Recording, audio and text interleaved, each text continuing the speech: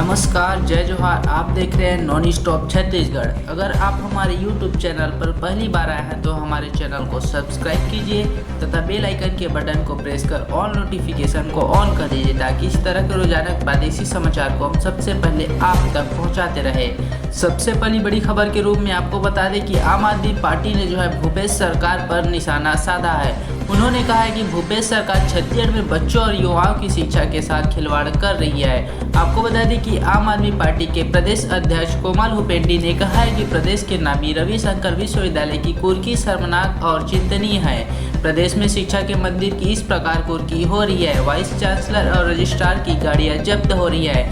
साथ ही विश्वविद्यालय के चल अचल संपत्ति की कुर्की प्रक्रिया भी शुरू हो गई है। इससे प्रतीत होता है कि प्रदेश सरकार छत्तीसगढ़ के नौजवानों के भविष्य के साथ खिलवाड़ कर रही है। वहीं आपको बता दें कि भूपेश सरकार छत्तीसगढ़ में बच्चों और युवाओं को अच्छी शिक्षा उपलब्ध कराने के प्रति सोच तक नहीं रखती है तो उनका भविष्य क्या सुधारेगी। दिल्ली में गुणवत्ता शिक्षा केजरीवाल मॉडल की नकल कर रंग रोगन और 4 कमरे टाइल्स आदि लगाने बस से कुछ नहीं होता। अरविंद केजरीवाल की तरह नियत और पूरे शिक्षा तंत्र के खाके को भी ठीक करना पड़ेगा। वहीं कोमल हुपेंडी ने आगे कहा कि सरकार ने वर्ष 2004-05 में किसानों की जमीन का अधिग्रहण किया था। किसानों को जमीन का कम मुआवजा दिया गया। यह जमीन शासन ने को दी। कुछ वर्षों बाद 31 किसान जमीन का मुआवजा कम मिलने को लेकर कोर्ट चले गए। वहीं पारा जो है 42 डिग्री के पार पहुंच चुका है। इस भीषण गर्मी से लोग जो है बेहाल हो रहे हैं। आपको बता दें उत्तरी छत्तीसगढ़ में इन दिनों पड़ रही तेज गर्मी से लोग बेचैन हो उठे हैं। भीषण गर्मी के आगे पंखा कूलर सब बेअसर हो गए हैं। बता दें कि इलाके में 3 दिनों तक भीषण गर्मी पड़ने की चेतावनी जारी मौसम विभाग ने की है। मौसम विभाग का अनुमान भी सही साबित हुआ है। 28 अप्रैल को जहां पारा 42 डिग्री पर था वह दूसरे दिन 42.3 डिग्री पर पहुंच चुका है। पिछले 10 सालों में अप्रैल के आखिरी दिनों में यह सर्वाधिक तापमान रिकॉर्ड हुआ है। शनिवार को भी तेज गर्मी से राहत मिलने की संभावना नहीं है। हालांकि 1 मई से पश्चिमी विक्षोभ के असर से तापमान में बादल छाने से तापमान कुछ कम हो सकता है।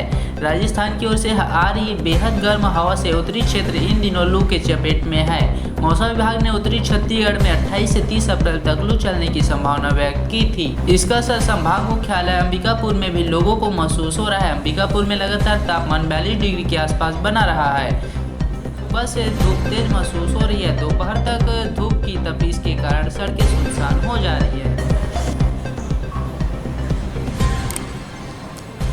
वहीं पिछले दिन सीएम भूपेश बघेल से जो है मनरेगा कर्मी और मितानिनों ने जो है मुलाकात की है। पिछले 25 से 30 दिनों से आंदोलन कर रहे मितानिन संघ और मनरेगा कर्मियों का संगठन हड़ताल वापसी पर सहमत हो गया है। मुख्यमंत्री भूपेश बघेल से मुलाकात के बाद इन संगठनों ने हड़ताल वापस लेने पर सहमति दी है। मुख्यमंत्री ने इनकी मांगों पर विचार करने के लिए मुख्य सचिव की अध्यक्षता में एक समिति बनाने को कहा है। प्रदेश मितानिन संघ और छत्तीसगढ़ मनरेगा कर्मचारी महासंघ के एक प्रतिनिधि मंडल ने शुक्रवार को मुख्यमंत्री भूपेश बघेल से मुलाकात की है। कांग्रेस विधायक गुलाब कमरो और यूडी मिंज दोनों संगठनों के प्रतिनिधियों को लेकर मुख्यमंत्री के पास पहुंचे थे। दोनों संगठनों के प्रतिनिधियों ने मुख्यमंत्री को अपना मांग पत्र सौंप कर कार्रवाई की मांग की है। मुख्यमंत्री ने दोनों की बात सुनने के बाद मुख्य सचिव की अध्यक्षता में समिति बनाने की बात कही है। मुख्यमंत्री ने कहा कि यह समिति सभी मांगों पर विचार करने के बाद अपनी रिपोर्ट देगी। इस आश्वासन के बाद दोनों संगठनों ने प्रतिनिधि मंडल ने हड़ताल वापस लेने की बात कही है। मुख्यमंत्री के मिलने के प्रतिनिधि मंडल में मितानिन संघ के प्रदेश अध्यक्ष सरोज सेंगार, कार्यकारी अध्यक्ष आशा वैष्णव, मनरेगा कर्मचारी महासंघ के प्रदेश अध्यक्ष चंद्रशेखर अग्निहोत्री समेत कई लोग शामिल थे। मनरेगा कर्मचारी नियमितीकरण और वेतन नियमितीकरण को लेकर आंदोलित है। उनका कहना था कि रोजगार सहायकों के वेतन मान का निर्धारण किया जाए, उसके साथ ही उनको भी नियमित करते हुए पंचायत कर्मी नियमावली लागू की जाए।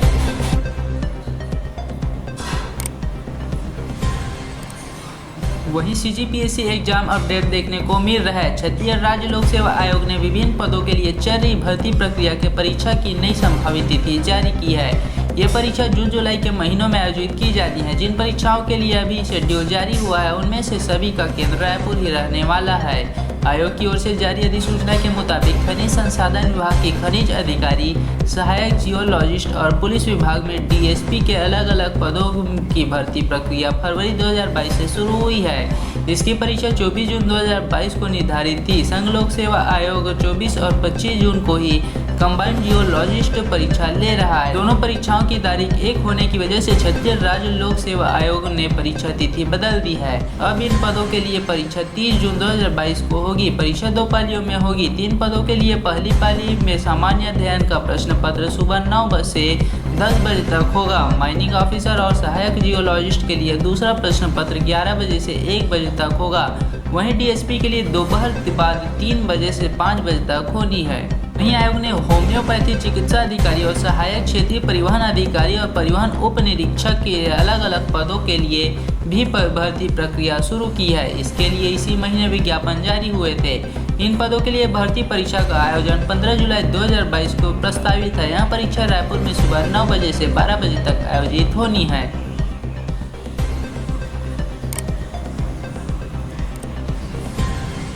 वहीं बोरेबासी से श्रम को सम्मान करने की तैयारी चल रही है। स्थानीय त्योहार सरकारी तौर पर मनाने की शुरुआत करने के बाद राज्य सरकार ने आहार को भी छत्तीसगढ़िया गौरव से जोड़ दिया है। शुरुआत किसानों मजदूरों का आहार कहे जाने वाले बोरेबासी से हो रही है। मुख्यमंत्री भूपेश बघेल ने मजदूर दिवस यानी 1 मई को श्रम का सम्मान देने के लिए सभी से बोरेबासी खाने की अपील की है। मुख्यमंत्री भूपेश बघेल ने एक वीडियो संदेश जारी कर कहा है कि छत्तीसगढ़ मेहनतकश लोगों का प्रदेश है। इस पावन भूमि को हमारे किसानों और श्रमिक भाइयों ने अपने मेहनत के पसीने से उर्वर बनाया है। इस देश और प्रदेश को हमारे किसानों और मजदूरों भाइयों ने अपने मजबूत कंधों पर संभाल रखा है। 1 मई को हम हर साल इन्हीं मेहनतकश लोगों के प्रति अपना आभार व्यक्त करने के लिए मजदूर दिवस मनाते हैं। मुख्यमंत्री भूपेश बघेल ने कहा कि सबको पता है कि हर छत्तीसगढ़िया के आहार में बोरेबासी का कितना महत्व है। हमारे श्रमिक भाइयों, किसान भाइयों और हर काम में कंधे से कंधा मिलाकर चलने वाली हमारी बहनों के पसीने की हर बूंद में बासी की महक है। मुख्यमंत्री ने कहा कि जब हम कहते हैं कि बटकी में बासी और चुटकी में नून, तो यह श्रृंगार हमें हमारी संस्कृति से जोड़ता है। वहीं डॉक्टर बघेल ने भी खूब कहा है कि गजब विटामिन भरे हुए है छत्तीसगढ़ के बासी माँ। मुख्यमंत्री ने कहा कि युवा पीढ़ी को हमारे आहार और संस्कृति के गौरव का एहसास कराना बहुत जरूरी है। 1 मई को हम सब बोरेबासी के साथ आमा के धान और गोंदली के साथ हर घर में बोरेबासी खाएं और अपनी संस्कृति और विरासत पर गर्व महसूस करें।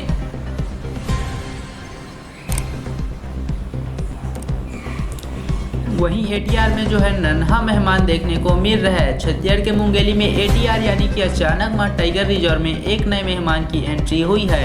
लोरमी के वन क्षेत्र में करीब 1 महीने से डेरा डाले हाथी के कुनबे ने एक बेबी हाथी को भी शामिल हो गया है। मादा हाथी के इस बच्चे को जन्म देने के बाद अब टाइगर रिजर्व की लोरमी रेंज में हाथियों की संख्या बढ़कर 19 हो गई है। फिलहाल एटीआर प्रशासन हाथियों पर नजर बनाए हुए हैं। दरअसल करीब 3 माह पहले 16 हाथियों का दल गौरेला पिंडा मरवाई जिले से होते हुए लोरमी में एटीआर के जंगलों से दाखिल हुआ था। तब इस दल में 16 हाथी थे। इसके बाद हाथियों का यह दल मध्य प्रदेश के कान्हा नेशनल पार्क में पहुंच वहां से दल मार्च में लौटा तो नन्हे मेहमान और शामिल हो चुके थे। इसके चलते दल में हाथियों की संख्या 18 हो गई थी। एटीआर लौटने के बाद ही दल का अलग अलग जगह मूवमेंट बना हुआ था। हाथियों पर लगातार एटीआर प्रशासन नजर रख रहा था। इसी दौरान छपुआरा के इलाके में मौजूद हाथियों के दल में वन कर्मियों ने इस नए मेहमान को देखा। नन्हा हाथी अपनी मां के साथ एक जगह पर मौजूद है। हाथियों की संख्या बढ़ने से एटीआर प्रशासन भी बेहद खुश है और इस दल पर नजर रखने का काम भी किया जा रहा है। वहीं एटीआर के डिप्टी डायरेक्टर सत्यदेव शर्मा ने बताया कि हाथियों के मूवमेंट को लगातार देखा जा रहा है। ग्रामीणों को भी उस ओर जाने से मना किया गया है। वह चाहे तो दल को दूर से देख सकते हैं, लेकिन अकेले किसी के भी जाने पर रोक है। लोग ग्रुप में जाएं और दूरी बनाकर हाथियों को देखें, लेकिन उनसे किसी तरह की छेड़छाड़ करना जानलेवा साबित हो सकता है।